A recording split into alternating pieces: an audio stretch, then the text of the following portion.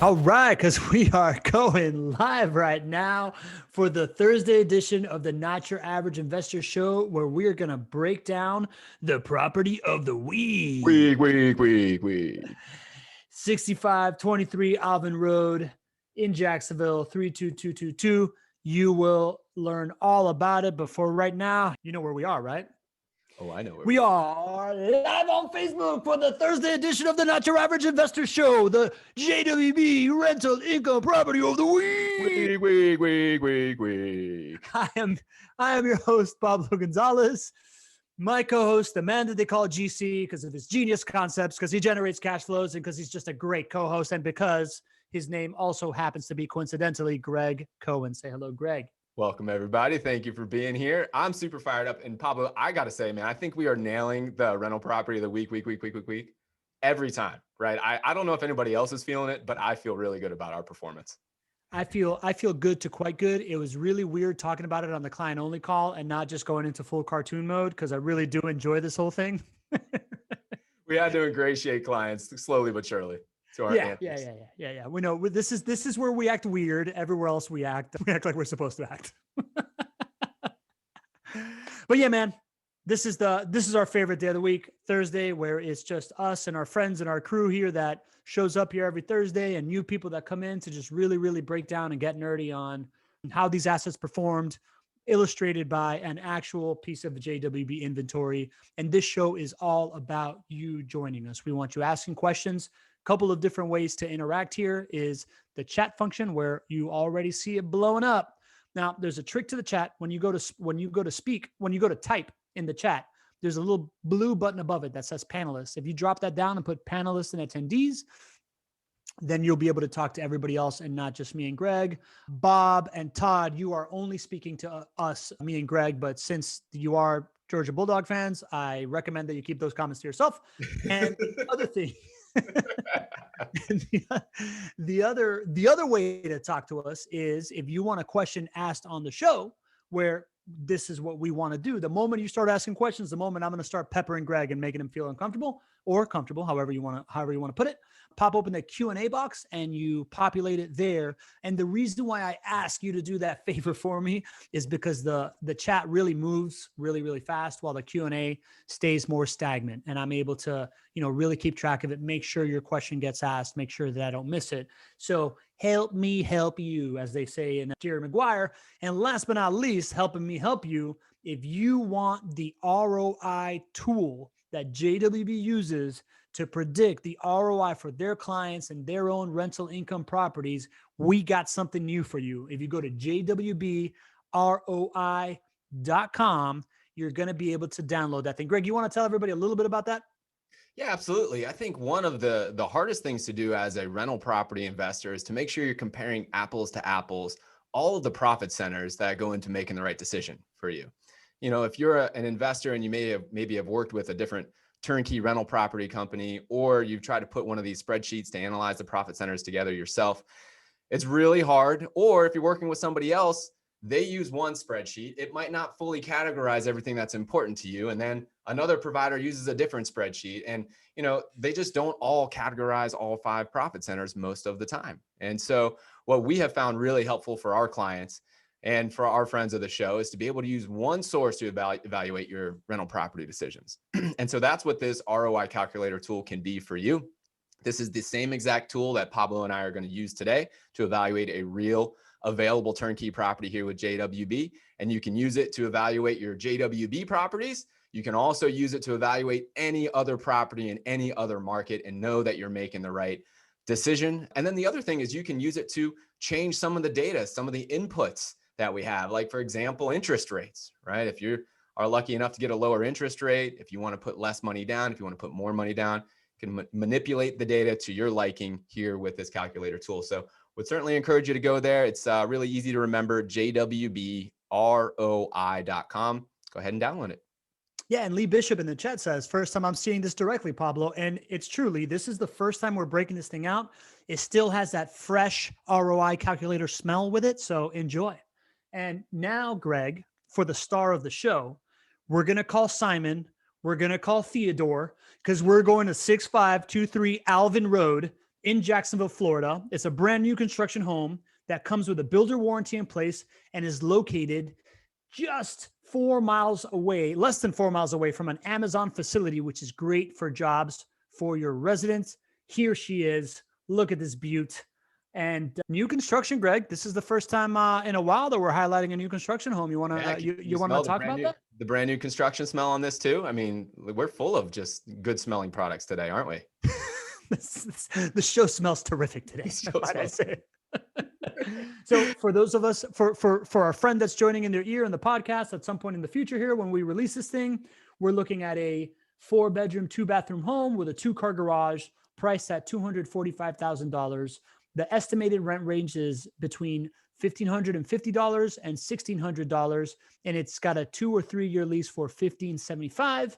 And the most important part is right here: the estimated conventional financing total monthly cash flow. What you're actually purchasing, this cash flowing asset, will pay you $185 per month, and the estimated conventional financing total ROI of 8.2%, with a vacancy rate estimated at 3%, maintenance rate estimated at 4% because it's new construction. Greg, this is where I tell everybody, bring on the questions, right? Like we're gonna go into like our explanation of what these numbers mean right now, but we want questions. We want to answer whatever you got coming on. Start popping them into the Q&A so I can start peppering Greg with this. For now, Greg, what is this $185? What does this mean to me? Estimated conventional financing total monthly cash flow. What is that? So one of the best things about investing in rental properties is that you get to invest in an asset that pays for itself every single month and then some. And so that $185 a month is your monthly cash flow on a normal month. And a normal month would be when the home is rented, which will be the majority of the time, the vast majority of the time that you own it with JWB.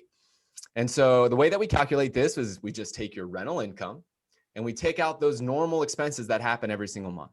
And those normal expenses would be, assuming you have conventional financing in place. So that would be your principal payment, your interest payment, your property taxes, your property insurance costs, and your monthly property management fees. Take all those away, and then you'll be left with $185 a month. All right, there you go. So that's $185 a month. And then explain to me this 8.2% total ROI thing here. So this total ROI takes into account other profit centers that if you only look at the cash flows, you're missing out on.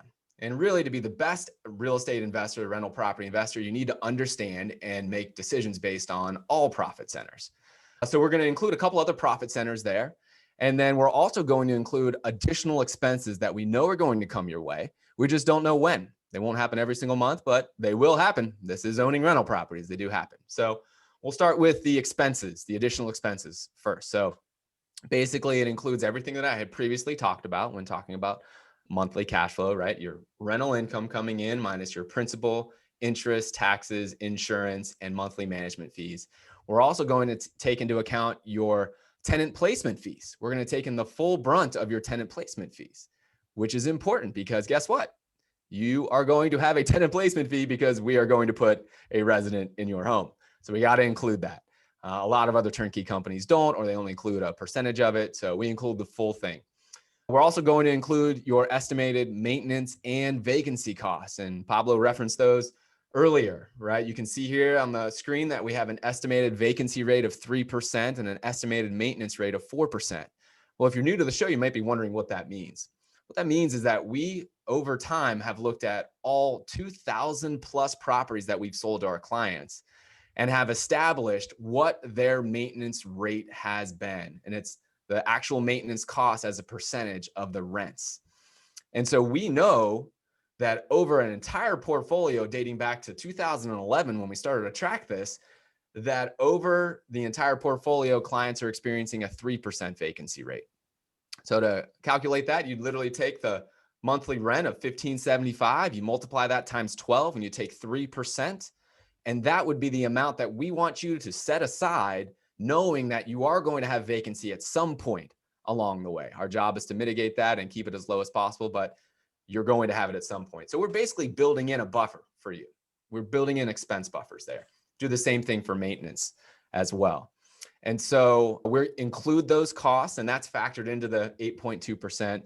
Additionally, we're going to factor in those other profit centers. We're going to include tax savings, which is the amount of taxes you do not have to spend because you get so many tax advantages in this asset class. And then we're also going to take into account principal pay down, which is a beautiful thing. I call it sneaky fun because this is when your resident is paying your loan down for you and you don't see it in your bank account, but your loan balance goes down and down and down over every single month, every single year. And eventually your resident, if you hold on long enough, will pay off your entire house for you, which is an incredible thing.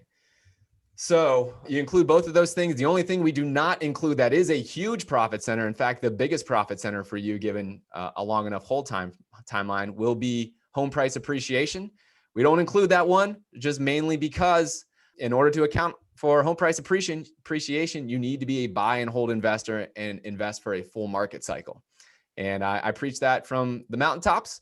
Not everybody listens to me though. So I don't put it in here because I don't know if you're going to listen to me. If you're going to buy and hold for at least a 10 to 20 year cycle, then history shows us you can count on the typical average home price appreciation rate for your market, which in Jacksonville is 4.3%. So that is not included. That appreciation is not included in that 8.2% return on investment. That would just be additional to that. All right. And Gregg, I'm a little bit distracted, right? We have a bunch of new names in here, which is awesome. Because we have a lot of new names, I think there's a lot of questions coming in the chat function, and I'm just going to reiterate, if you could please use the Q&A function, because already the Q&A is really populated and the chat's flying. I'm going to lose track of it. So if you've asked a question in the chat, I'm trying to respond to everybody individually, but you do me a great favor and you'll definitely get your question answered if you just copy and paste that into the Q&A. I'd really, really appreciate it. So without further ado, let's get into those questions, man. Sid Mohan asks, how do you estimate your rents? Sid, thank you so much for being on the show. That is a new name, and we really appreciate you being here. A great question about how do we estimate our rents, right? I mean, a lot of this model is based on us delivering on the rent that I put on that spreadsheet, and it's really easy for JWB. And one of the reasons that we are here in Jacksonville, we're vertically integrated, we do the same thing over and over and over again, is because it creates consistency for you as a client. It creates consistency for my team to make sure that we know that we can deliver on the promise. And in this case, the promise of rent collection for you at a certain rate. So for us, we manage over 3,600 homes here in Jacksonville, and they're in 4 neighborhoods in Jacksonville, and we just dominate these neighborhoods. So this home is very close to other homes that we're currently renting. And it's really not hard for us to establish what a rent rate is because we have so much experience and real-time data for the homes and the assets that we are going to put in front of you. You wanna show that map, Gregg? I know you got that teed up of the Sure. Population distribution, and while you are popping that up there, I don't know. I think I need to stop sharing so that you can do it. Yeah, let's do that. That's a great time to show the map here. All right. Why not? So, friend that's listening on the podcast, Gregg is about to pop up a map of Jacksonville where it's going to show a ridiculous cluster of homes that are all around each other and show you how JWB totally dominates the landscape. It's my favorite. There we go. This is like, we get to play like Risk, right? You know, Risk is like you're putting your pawns and you're trying to take over countries. That's how I always like think about this, right? We really stick to what we know. We have established what these cash flow neighborhoods are. They're the same neighborhoods that I started to invest in 2006 that I continue to invest in, continue to buy assets in these neighborhoods. Nothing has changed from that. And it's because these assets are in neighborhoods where you have low prices, high rents, and are surrounded by jobs, which is exactly what you're going to see on this house on Alvin Road. But really what you see here are all these blue dots. And if I start to kind of like zoom in some of these neighborhoods, like the number of blue dots, you just really can't get an appreciation for it until you sort of zoom in, right? This is one of our neighborhoods. Like, look at this. Like, we really dominate this entire neighborhood. All these blue dots are properties that we have bought, sold to clients, and continue to manage. And we know exactly what the rents are. So it's really not hard to establish those rent rates. The home that we're talking about right here is this home on Alvin Road, which is on the west side right here.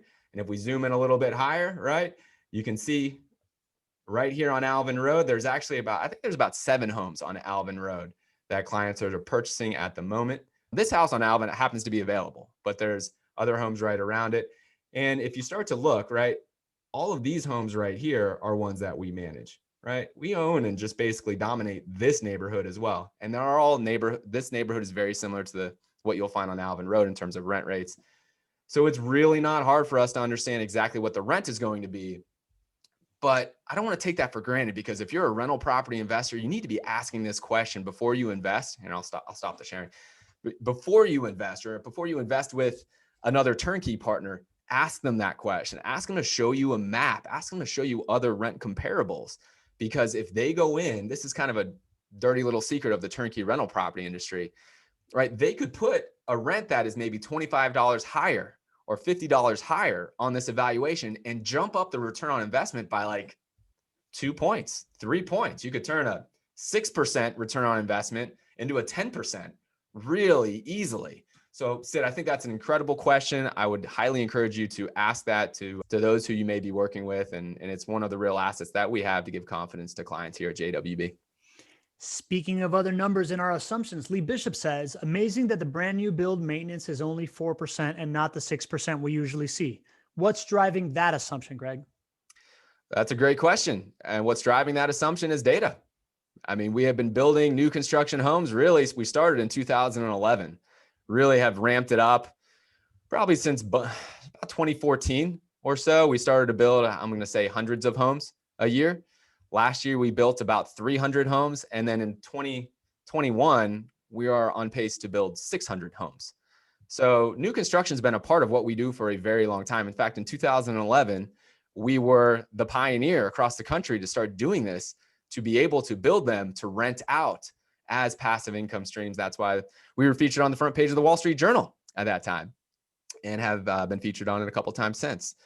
So we have tracked all of that data. All of that data goes into us telling new clients what to expect on as a maintenance figure for that property. And another dirty little secret that a lot of other turnkey companies do is they don't have this data, right? I was talking with my team about this just before this, and one of the team members was saying, Gregg, I see that we put our maintenance cost and our maintenance percentage and our vacancy rate. Why don't other people use actual data? And I was like, well, it starts with having the data. Most turnkey rental property companies don't actually do the property management because they really love selling the house. They don't really love collecting the rent. And so if you don't collect the rent and you're not managing the property, you're not going to know what your maintenance expenses are going to be. You're not going to know what the vacancy costs are. It would be impossible for you to have that information. So there's a very small percentage of turnkey companies out there that are actually on the hook for you to deliver the rent that they tell you you should expect. And if you don't have access to that data, all you're left with are using generalized assumptions for what maintenance and vacancy costs should be. And guess what? They're incentivized to go really low on what they tell you to expect on maintenance and vacancy costs, because if they do that, then your expected returns are going to be higher, and they know all you guys want to see are really high returns. So that's why at the core, in-house property management, I think, is such a critical part of the decision for rental property investors. Yeah, man. Just another reason why being a completely vertically integrated company for the entire thing that you deliver is a major advantage to your clientele. And as you're like telling the story, I picture you by a fireside with your employees going, tell us why they use these numbers. And you'd be like, gather around, kids. Let me tell you about the benefits of having data for 3,000 companies and owning the whole process. So is that what happened? That's, actually, I'm usually the one in the audience by the fireside, just totally blown away by what my team is doing. But there's a couple of things that I know just from being around for so long. Maybe this is one of those things. Yeah. All right, cool, man. Okay. So Todd Johnson has a question. Can we see the cash analysis tab? Want to see the vacancy and repair assumptions. So is that cash analysis, or should I go to financing or for these assumptions? They're all the same on every tab. So if we want to see cash analysis, let's go there. Let's go there. So where should I zoom in here, Gregg? Yeah. So if you want to see what this is going to cost on an annualized basis, I know we're going to kind of get into the numbers here, but if you look at row 29, maintenance and repairs, and you look at column F, right? So that's $756 a year is 4% of the gross rents that are collected.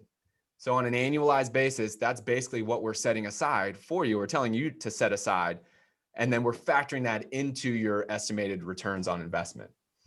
And so that's how you calculate the maintenance cost. Vacancy is very similar. Vacancy, we don't expect it to have it in year one because your home is rented on a multi-year lease most of the time.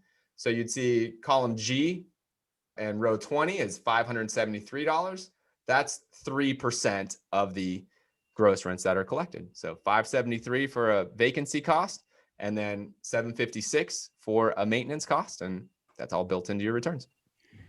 Easy peasy lemon squeezy. I'm gonna just remind the chat. I love having new people on the show. This is awesome. This chat is really going fast, and the Q&As, I have a solid 6 questions in the Q&A that I got to get to. So if you're putting your questions in the chat, it's gonna scroll up and I might miss it. If you can please just copy paste it into the Q&A, it's gonna do us both a favor. Make sure I get to answer it. I get Gregg to answer it, I get to ask it, and I don't go cross-eyed. So it's really like a win-win-win here. And something to add there, we've been getting so much activity in the chats and in the questions. We appreciate it so much. It's so good. And the way Zoom works is if it's in the chat and we miss it, because we do sometimes, there's no way for us to follow up with you and get you that answer. If you put it in the Q&A section, we have this set up so that a member of my team is going to get you that answer, even if we don't get it answered on the call. So it's definitely to your advantage to put it in the Q&A part. Awesome. I'm just going to call it out. Mark Maceberger, you did it, man. I appreciate it. All right. Jonah Luca asks a question. Is cash flow calculated? Long time client. Great to hear from you, Jonah. All right. Is cash flow calculated at 25% down for conventional financing? Also, is assumption for rent based on actual lease, i.e., is it rented already or expected rent estimate? Lastly, how are property taxes calculated? Is it an assumption based on the property price or assessment by property tax assessor? All fantastic questions. Well, I'll go with the last one because I remember that one. Probably will help me out with the first two. Property taxes. So, and this is a great question, especially when buying new construction properties. So the way that we estimate property taxes is that we look at the previous year's tax assessed values, and then we estimate up. And again, because we are so vertically integrated, we're in the same neighborhoods over and over and over again, we have a leg up on our competition for getting really good at estimating this. And the reason that we have a leg up is because not only are we just estimating up from what we saw last year, we have sold another 10, 15, 20, 50 properties within a couple mile radius over the last 6 months, right? And so we can see what those properties were appraised at from a tax perspective, and we can see what those estimated taxes are the next year, right? And so we have all of this data. Again, being vertically integrated is so crucial for your success. It's in all of these hidden things that you may never think about. Because if you're just investing in rental properties any other way, and you want to see what your property taxes are going to be, you're going to be guessing, right? All you're going to have is what it was last year. And it's just hard to only go off of that because you never know what it's going to be the following year. So that's normally what we do. But Pablo, do you see a problem with my line of thinking? If that was the way that we were going to estimate the taxes on Alvin Road here, what would the problem with that be? Gregg, it's been a while, but you got me, buddy, because I've been managing the chat while you were speaking. So I'm trying to keep one ear there and one eye here, and I don't know what you're asking me. I'm sorry. Excellent. Wanted to get you again. You've been nailing all the questions. I've been going home at night and just wondering how I was going to stump you. So gotcha. Got me. With new construction, it's a problem. You can't do it that way because if I was to go back and look at what the property taxes were estimated for the lot on Alvin Road for last year, there would be no house on it last year. It would be a lot. And so the taxable value on that lot, I don't know what it would be. It would be $20,000 or something like that, right? When the house is worth $245,000, right? So what I just described to you only works for renovations. If it's new construction, you really, if you're not vertically integrated in the same neighborhoods, you really are guessing, right? Now for us, it's not a guess because again, we built new construction homes in that same area that were appraised last year, the taxes have been assessed last year. And then we're able to use those data points to estimate what your taxes are going to be on this house. That's the best way to do it for a new construction house. And so that's how we do that. So it's a very educated guess, probably the most educated guess you can get and the best way to do it for a new construction property. The highly educated Gregg Cohen. Other questions that were part of this also is the assumption for rent based on actual lease, i.e. is it rented or expected rent estimate? So as you can see by the picture here, this is not completed. So this build is scheduled to be done sometime in the next 45 days or so, which is very normal. We start to market the homes for our clients, typically around 45 days from when the build should be completed or somewhere around there. So this is a picture of what it does look like currently, but you can see here, we're clearly going to have landscaping there. So this house has not been rented yet. Once the final things are done in the home, we make it available for rent and it will be cash flow positive at close. So what I'm showing you here is an estimated rent based, again, our experience in the area.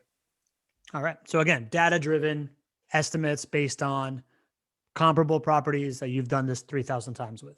Last question that started that is cash flow calculated at 25% down for conventional financing?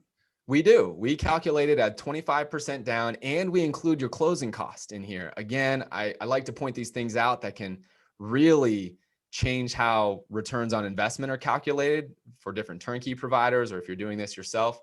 25% down and including the closing costs actually drops the estimated return on investment, right? My goal is to under promise and over deliver for you, because I know if I tell you what the return should be here, and then I come in here, you're probably going to come back and buy more houses from me and tell your friends about it. That's my goal, right? Realistic, and I want to beat it, right? Well, one of the reasons that I put 25% here is because I don't know if you're going to put 25% down or 20% down, right? If I wanted to put the absolute best looking returns in front of you, I could easily put 20% down there.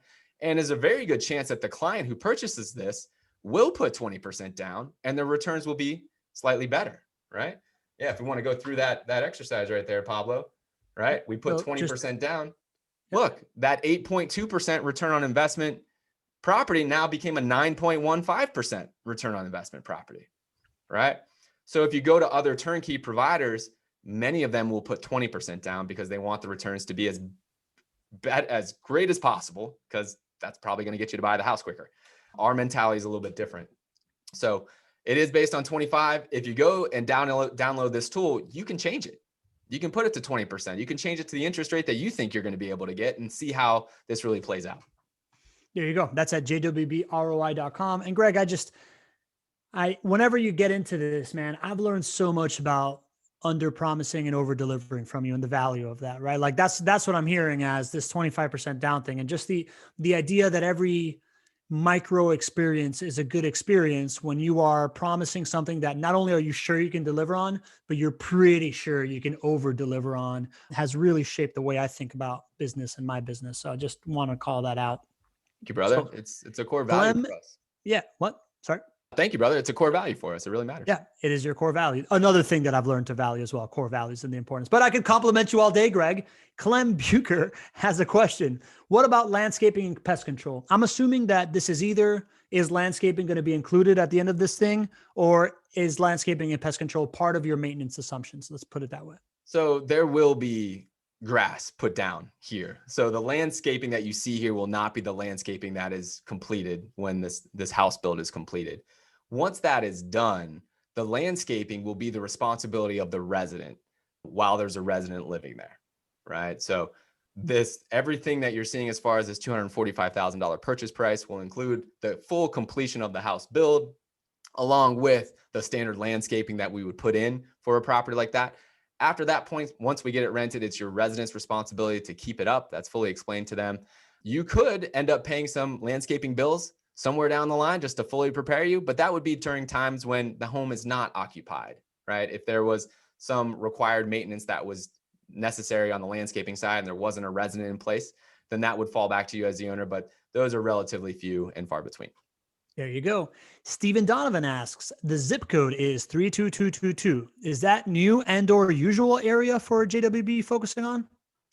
Nothing new about this one. This is on the west side. It's a little farther west, but I wanted to show you this because this is a really natural segue into one of the things I wanted to talk about, which is the jobs that are here on the west side. So if you wouldn't mind giving me the control there, Pablo, I'll take that segue and run with it. There you go. You got the mic. Thank you, brother.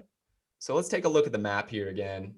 And there we go. We'll get that out of the way here. So this is where we are on the west side here. And this is a little bit farther out. But again, everything about this property is right in line with all the other assets that are right here. I ran the ruler here, and it's like a mile to the other assets that we have right here. And there's just not a whole lot of other, neighborhoods right around there. So the most consistent neighborhoods that we have around this area, we're already in, right over here, over here, over here. So right in line with what our normal is. But one of the cool things is that, well, let's talk about our friend Amazon. So, and I'll stop the screen share here. So Jacksonville's economy is really strong, right? The military is our largest provider of jobs. We're big in healthcare, finance, and logistics. But I didn't even realize, I was doing some research for our client only meeting on Monday, and I was looking up some of the important job announcements that have been coming up. I didn't even realize how big of a deal e-commerce is in Jacksonville. And I started to think about why that's happening. And I wanted to share it with you and give you some of the numbers here.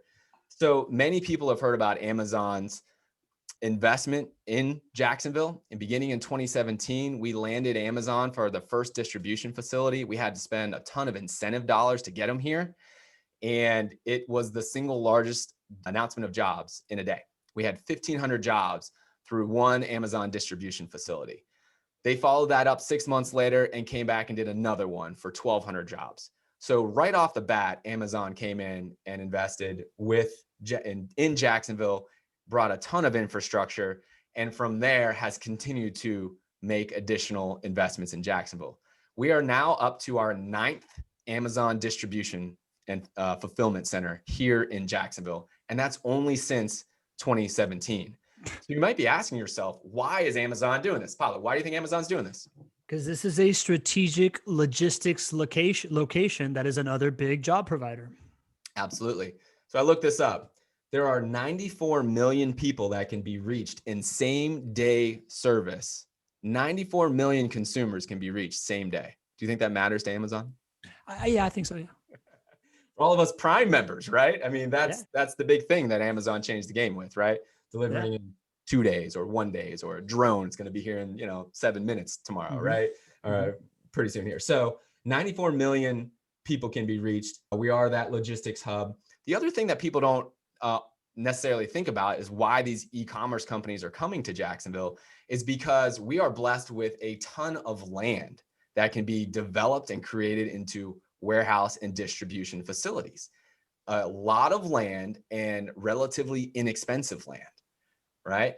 You can't just do this in New York City, right? You got a whole lot of people there, but there's not land in New York City, just giving an example there. So these companies, these e-commerce companies, are looking at places like Jacksonville, and it's checking all the boxes for them. And that's why you're seeing such a big investment. So here's some of the numbers. In the last 5 years, there's been 13 e-commerce companies that have come to the region, big names like Amazon and Wayfair. There have been $3.3 billion worth of infrastructure from these companies put in, and they have added 18,000 jobs, high-paying jobs, great jobs for your residents, to the local economy. And I don't think that's going to stop. I don't think anybody believes that's going to stop with where e-commerce is going. So Jacksonville is really positioned well to be that hub for these companies, and it's already made a huge influence. And it makes a big influence for you if we go to the micro level for your jobs, right? These jobs are $50,000 a year jobs, $60,000 a year jobs, and wonderful for our residents, especially for the resident who will be living in the home on Alvin. To expand that out a little bit, Greg, I was brought here because of Amazon too, but from a further out concentric circle. I moved here to be the VP of Business Development for a software company for Amazon sellers. And little known fact, but the tech sector in Jacksonville is growing as well. And there is multiple e-commerce software companies out of here. Like there's one called Inventory Source. That's a huge e-commerce software that was founded here as well, right? That the company that I worked for. So it doesn't just bleed into only commerce and logistics. It goes into tech and and real estate and everything in between, like you're talking about. So I hadn't really thought about that when we talk about Amazon, but that's the truth. Absolutely. So I'll show you guys just to show you and kind of connect the dots here as far as how close this Amazon distribution facility is. So now I've taken to another thing where it shows the directions basically, but this is the house on Alvin Road. And this is the Amazon fulfillment center here on 103rd Street on the west side, 3.4 miles from car, right? By car here. So a wonderful, now I don't know if your resident's going to work at Amazon. There's actually a lot of job centers and creators here on the west side. But would it be an asset to know that you're less than 4 miles away from an Amazon fulfillment center? Absolutely. Yeah. If it's not your resident now, if that resident leaves, there is going to be somebody working at that Amazon warehouse that needs housing close by, right? Absolutely. Okay. All right. So that's good, man. I'm looking forward to making the Our Friend Amazon micro content piece there. Other question. Our friend Bob Weisner asks, the $245,000 purchase price, does that include everything that would be needed to outfit it for rental, including landscaping, all appliances, etc.?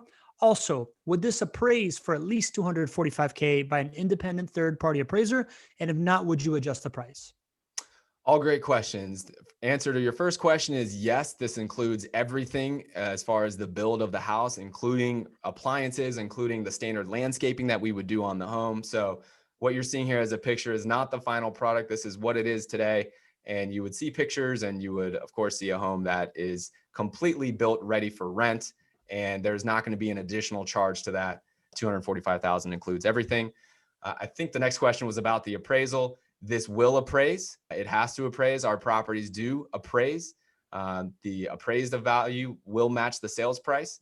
We do not discount that. Now, the way appraisals work is, they have comparable sales out there, but not every appraisal and not every appraiser is always going to use the data the way that maybe they should or we would like as the buyer and the seller, right? Sometimes they do come in a little bit low. It's really rare, but it can happen. What we do is we prepare you, Bob, during the client onboarding process, and Pablo knows about this. I personally prepared him for this. I said, listen, when we go under contract for this thing, here are all the things that could negatively happen, just so you know, because we've done this literally thousands of times.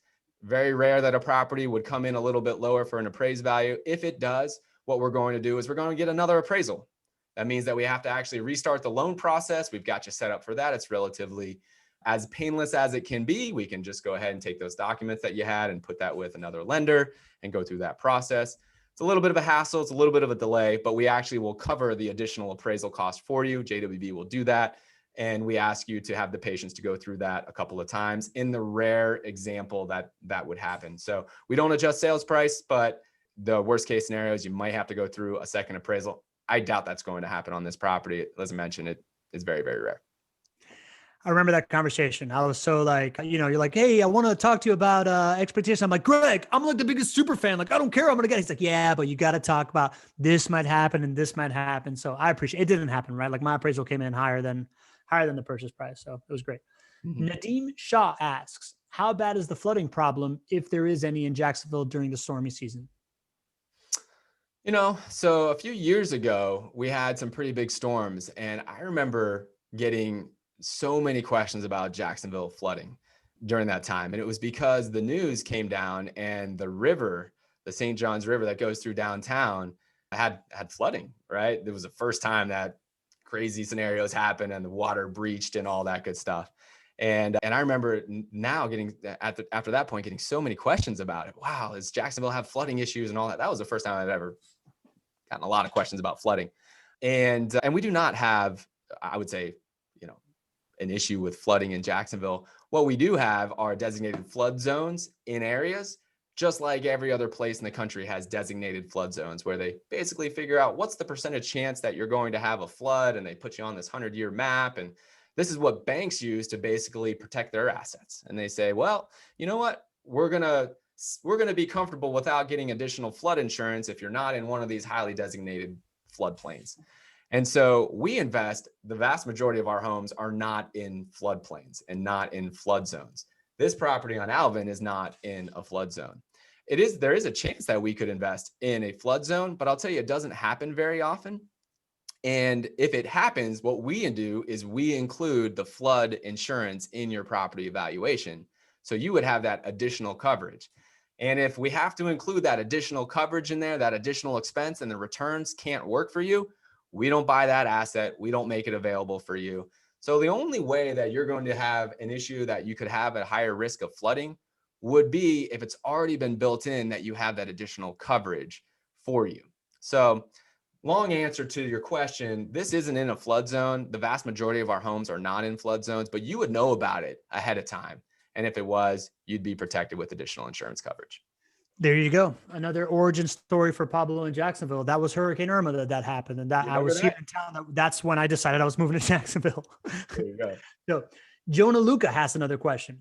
What's the expected timing throughout the year JWB expects to have new builds available in the inventory? When in the cycle is it typical for an investor to enter into a contract for a new build? How long between contract and build completion? Great questions, Jonah. So, we do have new construction available now. This home here on Alvin Road is new construction and available. So we have limited new construction inventory right now. But if new construction is something that you're really interested in, make sure you're talking to my team right now. We're going to be able to fulfill that. The majority of our homes right now are renovations, and we believe in both renovated homes and new construction homes because at the end of the day, they both can achieve the desired rate of return, and we don't favor one over the other. So I would not hesitate or wait to reach out. If you are married to new construction and you love that, reach out to my team. Just know that the vast majority of what you're going to see are renovated homes, and there's a chance, depending on what sells that week, that we might not have new construction homes that week. But the next week or the following week, they may be there. So there's not a waiting list for that.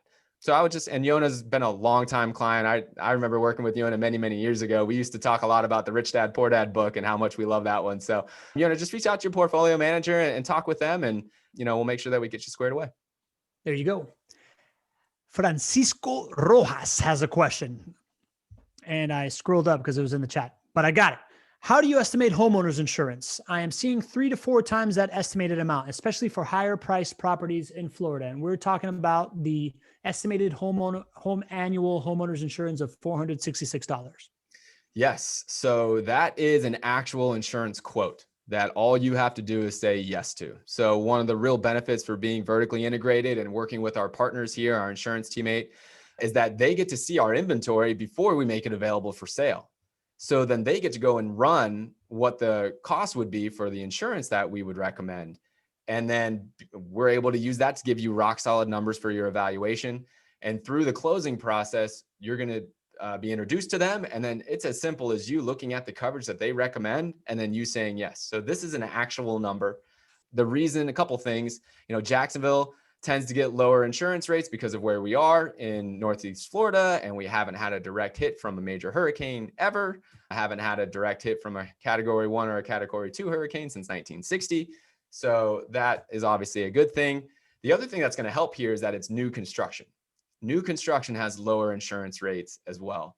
That's one of the hidden reasons why we can actually produce positive cash flow in a growth market like Jacksonville in new construction, is because new construction has lower homeowners insurance rates. And that's because the building codes over time have improved and insurance companies take less losses on newly built homes. So that's a number that you can count on right there. There you go. Mark Meisberger has a question. Can you talk about the characteristics of this neighborhood? Is it B class? This is our normal neighborhood, and a normal for JWB is below middle income.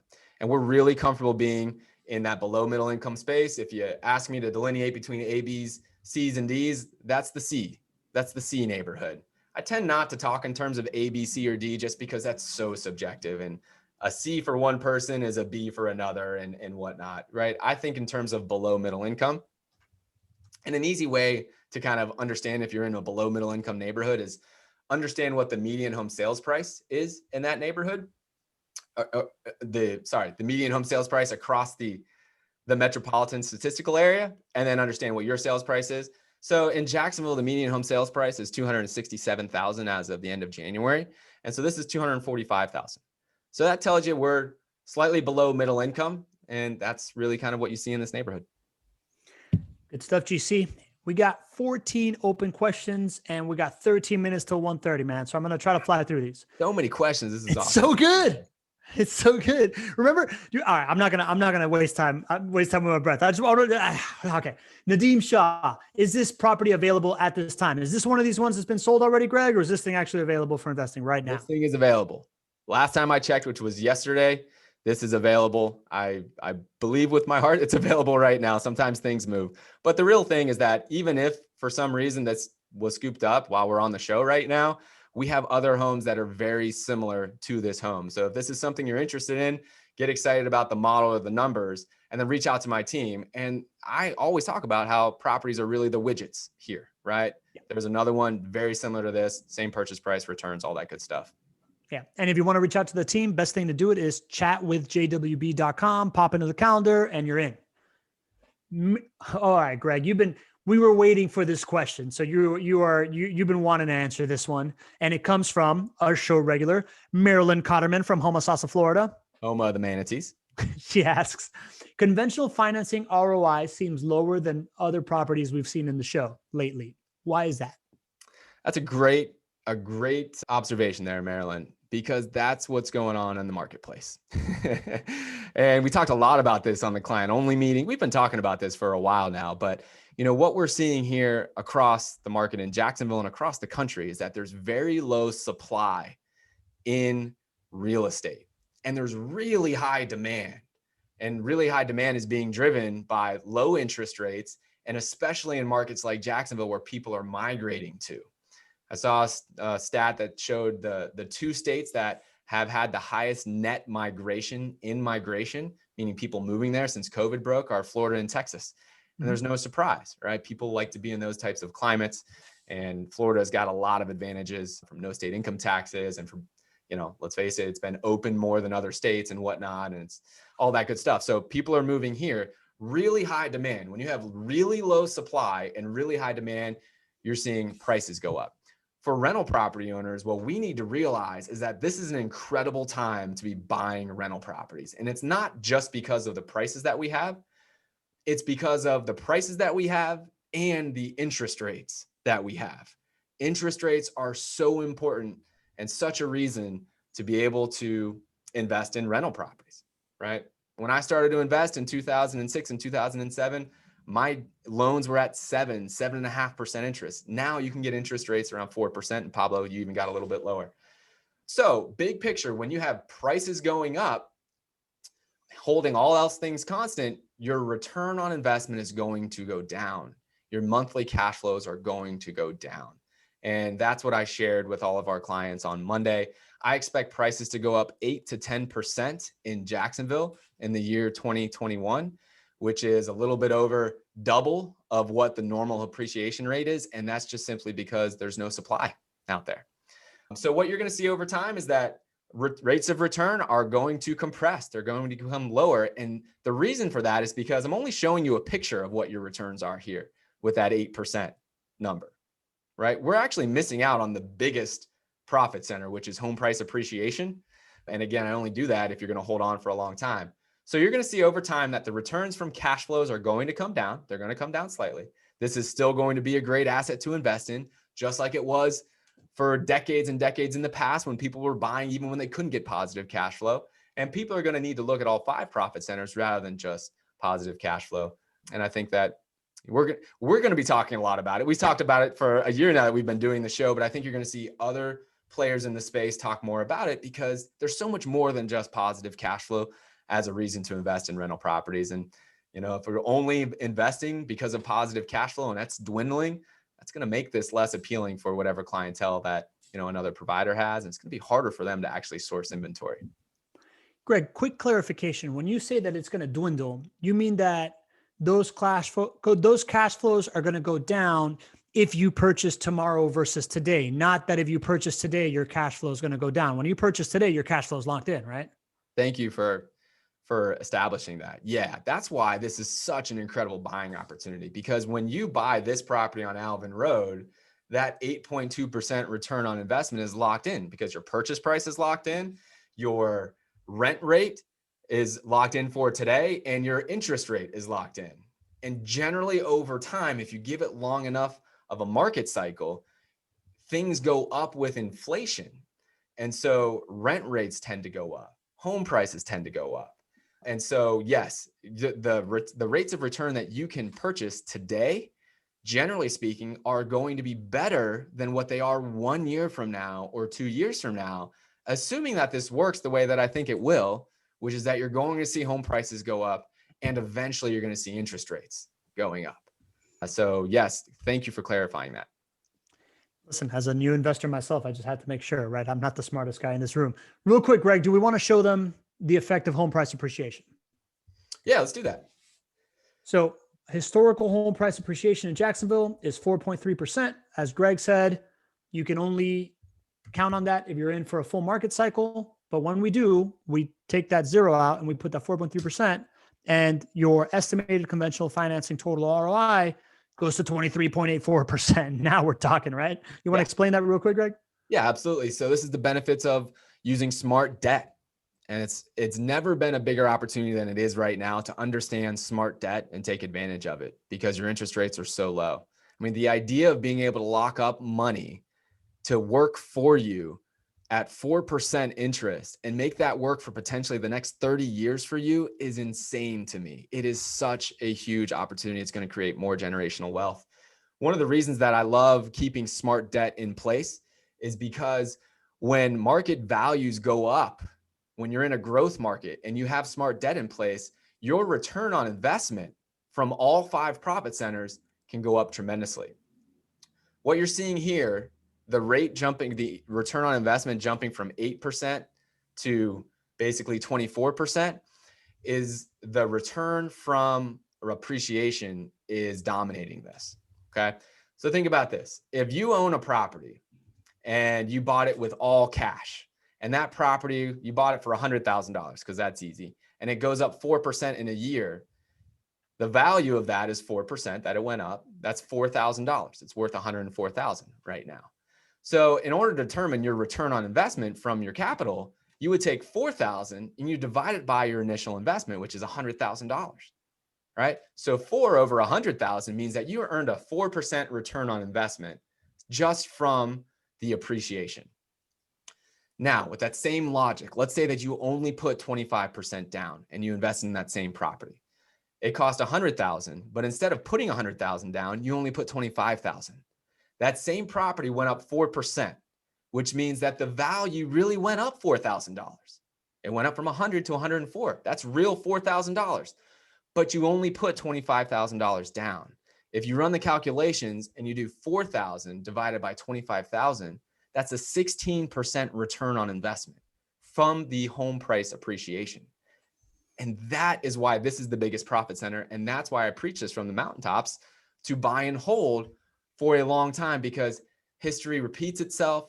Real estate appreciation rates tend to repeat themselves just like they have in the past. They most likely will do that in the future. You just have to buy and hold for a full market cycle, which is known to be between 10 and 20 years. And then you can take part in that type of overall return on investment. Yeah, man, that took me about 3 months as host of this show to really, really understand. And now it's my favorite thing to hear you explain over and over again, because it just never gets old for me. And Leo said it in the chat. I love the analogy, Greg. Power of leverage. All right, Greg, we are at 126. Do you have any extra time today, or do you have a hard 130 stop?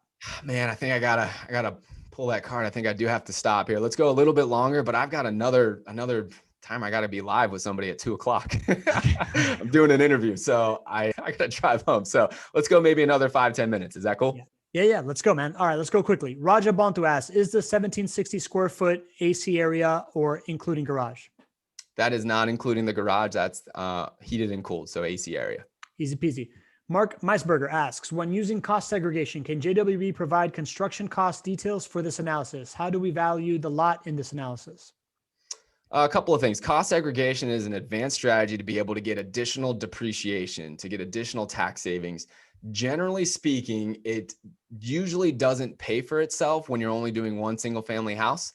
That's a general rule of thumb. Not a lot of our clients do it because in order to do that, you have to spend, let's call it $10,000 for a cost segregation specialist to be able to do the analysis, and you might not get that much value in tax savings. So not sure if Mark has another strategy to do that, but it only really works if you really limit your costs on the way in of doing cost segregation. Ultimately, what you're doing is you're taking all the components in a house and depreciating them faster, and I could go on and on. So generally speaking, we don't see a lot of clients doing that for single family homes. It's more often done for apartment complexes, big commercial buildings, and all that good stuff. But I can't give you the one answer that we're talking about, or the one question was about how do we associate a land value. Generally speaking, for these evaluations, we just assume 10% of the total purchase price is the land value. That's an assumption here. Obviously, that can change for you on your own individual taxes, but that's a pretty good rule of thumb. There you go. Nadeem Shah asks, will I be able to buy this house right now before all the landscaping is done? Nadeem wants to buy it right now. Can he do it? Absolutely. Yeah. All right, cool. Mike Foster asks, does pest control include contracts for termite monitoring guarantees? The pest control is the responsibility of the resident. So that is not included in your costs. That is not a requirement that we require for the resident to take on. That is something that is a responsibility. It's the responsibility of your resident to make sure that you don't have an infestation of rodents or anything of that nature. So it's their responsibility. If they want to take on the additional expense of pest control, that would be their cost. We're obviously there to make sure we're monitoring the situation, to not just totally put it on them and hope and pray that it's done well, right? We're in these homes routinely and all that good stuff. So, but it's not your cost. All right. Deanna Skinner Shern, a new person here on the show. Welcome, Deanna. She asks, what are the tax benefits on rental properties with JWB? Great question, Deanna. Thank you so much for being here. This is a topic I could go on and on for. I know our time is relatively limited here, so I'm going to encapsulate it. There's a whole bunch of tax savings that you get with rental properties. You can write off your interest cost. You can write off your property taxes, your insurance costs, your property management fees, what you spend on repairs. There's a whole bunch of write-offs, and that's one of the best things about rental property investing. But the number one tax write-off that real estate investors love is your write-off for property depreciation. Basically, what the IRS allows you to do is to take a non-cash write-off and to decrease your taxable basis. This is really cool because whether or not something breaks, this is a write-off that you get, and it offsets whatever gains you made from rental income in that year. Now, I'm talking about this in theory. I'm not a CPA. Talk to your CPA and extrapolate everything I've said right there. But this is a huge tax savings for you. And if you have additional questions, Deanna, please reach out to my team. We can have a much more thorough discussion with you and really help you out. Funny story, Deanna. If you're ever running with Gregg and you bring up tax savings, be prepared to run really, really fast because he gets jacked up about it. I'm really impressed that he answered that in under 2 minutes. But Deanna does have one other question. What are the price ranges you can buy properties for now these days? Yeah, typical ranges will be about 160,000 on the low end to about 250,000 on the high end. And on the lower end, you'll see really your renovations are generally on the lower end, and then your new construction homes are on the higher end of that scale right there. There you go. And our old friend, anonymous attendee, asks, while vacancy is estimated at 4%, the neighborhood scout suggests a 14.5% vacancy in this neighborhood. Could you comment on this? Yeah, which data would you rather rely on? The data of somebody who's been tracking this for dozens and dozens of clients who own properties in that area, like right there, and who's been tracking since 2011 and has looked beyond just that neighborhood to the west side and seen how that's compared with other parts in Jacksonville, and is a property management company that's totally built on signing long-term leases and renews 71% of the renewals. Would you rather use that data or would you rather use Neighborhood Scout? I think I'm kind of being facetious here. Apologize for jumping on my soapbox a little bit there. But, at the end of the day, this is the value of working with JWB, right? We are there to mitigate maintenance and vacancy costs. We have to be a whole lot better than the average in order to produce for our clients. And that's what we would be producing for you. Love it. Steve Donovan asks, does JWB offer a warranty on the home for new construction, on the build, appliances, electric, HVAC, et cetera, or any properties with JWB? Yes. So there is, for a new construction home, it's pretty easy. There's a builder warranty in place. This is something that we provide for you before you close on the home. You get to see it. Generally speaking, it's about a year, and there's the major mechanicals are covered and all that good stuff. It's not going to cover, normal wear and tear for somebody living in your home. It's going to make sure that all of the major units, the roof, the AC, the electrical, the plumbing, those things are covered to a certain degree for a certain time frame. It's generally about a year. And then on a renovated home, we have a warranty in place as well. It's on the work that was completed during the renovation, right? So any work that was completed on the renovation, this is a warranty done through the subcontractors that actually perform the work. and we're there to administer it for you. All right. Last question, Greg, so we can get you on the way. I'm sorry that we didn't get to all of them, but if you put it in the Q&A, you're going to have the team reach out to you. I'm going to ask our boy Sergio, Go Gators, question. Does a tenant pay less monthly rent for signing a 3-year lease opposed to a 2-year lease? And if that's the case, does the owner investor's monthly cash flow increase? Great question. Sergio is my good buddy. We actually went to the University of Florida together. So glad you're here, buddy, and go Gators. Your question about signing a long-term lease. A resident does not pay less in rent for signing a long-term lease day one. What we do is we want to create an incentive for them to sign long-term and stay long-term because you're going to win the longer that they stay. But what we do is our standard lease is a 2 or a 3-year lease. For the 2-year lease, we're going to keep the rent consistent for the first year. And then there's going to be a $50 rent increase in the second year. If a resident signs a 3-year lease, it's going to be consistent for the first 2 years. And then the third year, it goes up $50. So they basically get an extra year of consistent rent if they sign a 3-year lease versus a 2-year lease. There you go. Greg, I'm gonna wrap it up so I can get you. I know that you are at least 25 minutes away from your home and you got a 2:00 interview, but I gotta say, man, we still got 44 people on with us, past an hour today. I remember the days when we would show up for these properties of the week. What to do with that? You got to do it, bro. Week. All right, go. We show up for these properties of the week, and we had to come up with questions ahead of time to ask. And today we couldn't even get it in sideways, right? Like the idea that you all show up, you ask us these great questions. This is what we're here to do, is serve you. So thank you so much for showing up. It is never, never lost on us that you're taking an hour, the middle of your day, to spend it with us. And we really, really want to provide value. So the more questions you ask, the more we get to answer, the better we feel. And it really, really fills my bucket. It fills the old GC's bucket over here. And I want to invite you to join us on the Facebook group. We have over 2,300 people in there right now. It's our cool club. It's at jwbfacebookgroup.com, full of other investors that are willing to lend a hand, willing to tell you about their personal experience. And next week, we've got a pretty interesting story, right? We got John Blackburn, whose father-in-law was 60 years old, had nothing in his retirement fund. And in 5 years, he helped him get to $60,000 in passive income. Like insane. So really, really cool story. He's a real estate educator with Fortune Builders, tons of value to offer. So we hope you join us on Tuesday at 12:30. And I'll leave it to you, Greg, for the last call here. You all are awesome. Pablo and I just love doing the show, and you guys make it great. Thank you so much for being here.